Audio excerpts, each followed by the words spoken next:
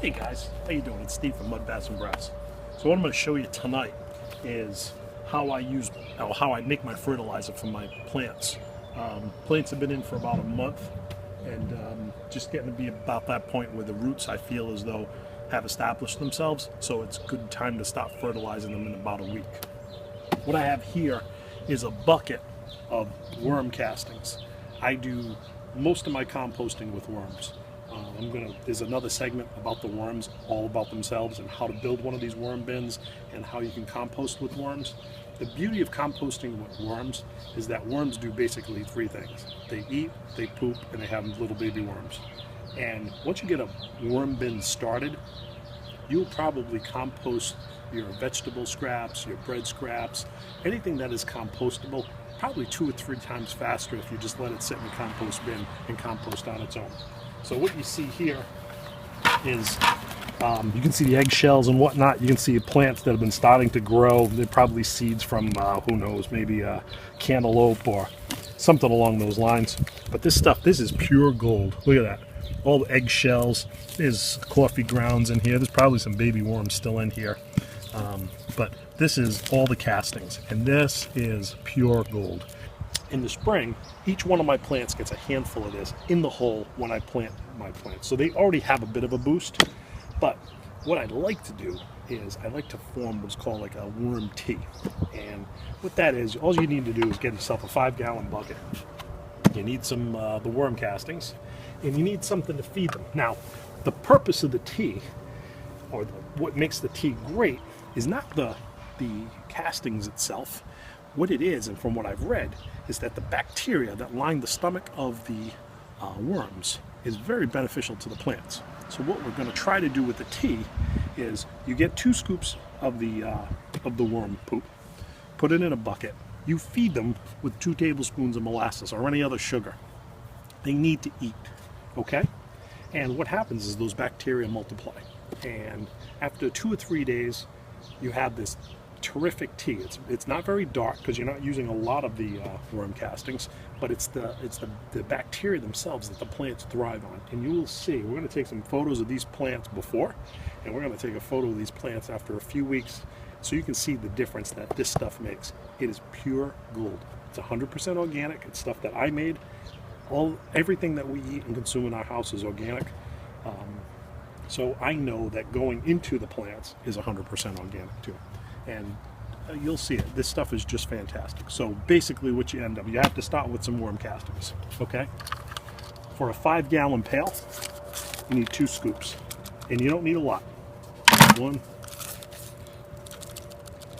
and 2. Okay? And you get your molasses. And it doesn't have to be an exact science, but you want about 2 tablespoons. 1 and 2.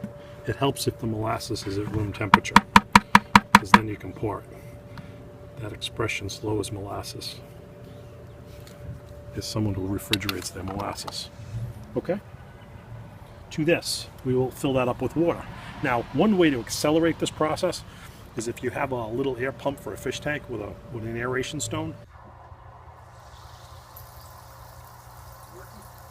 If you drop that in there and you aerate that constantly, those bacteria are going to flourish even more. I don't have an aeration stone or an air pump down here at this house. So for my garden, what I'll do is once a day I'll give this a good turn, and that helps, but the aeration stone is definitely the way to go. So we're going to fill this up with water.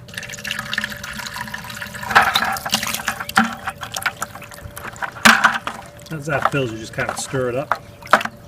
You get your spoon.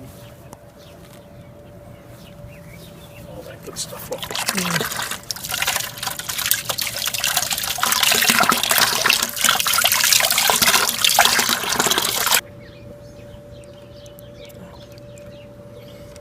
Some seeds in there. Probably a couple worms in there. Baby worms.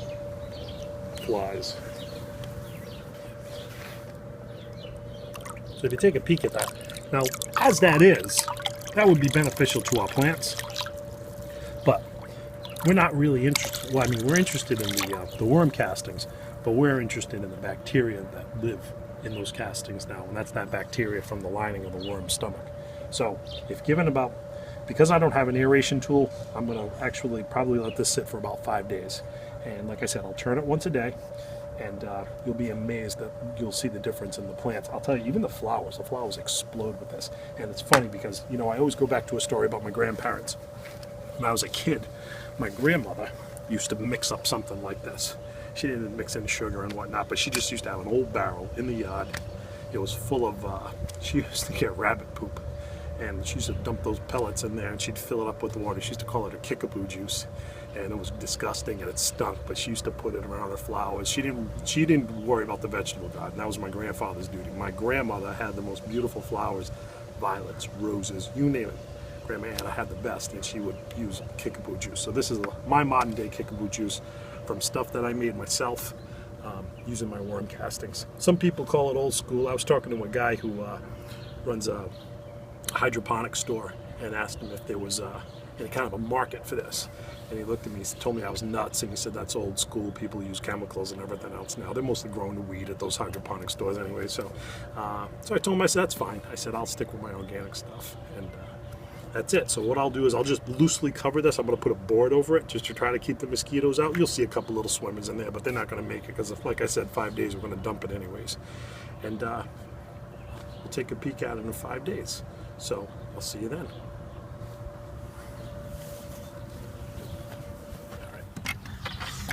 See the bubbles starting to form? That's how we know the bacteria is starting to work. Look at that. That's fantastic. There you go. Beautiful. The other thing that helps too is because we're in the summer months, it'll probably get up to about 75, maybe 80 degrees today. And that kind of helps things move along too. Beautiful. All set. Okay, so here we are, day 5 of the worm juice or the worm tea. So we'll give it a good stir.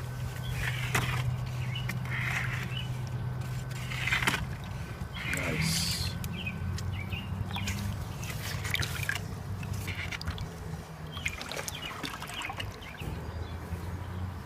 Got like a little Poland Springs bottle here. And there you go. Around each and every plant.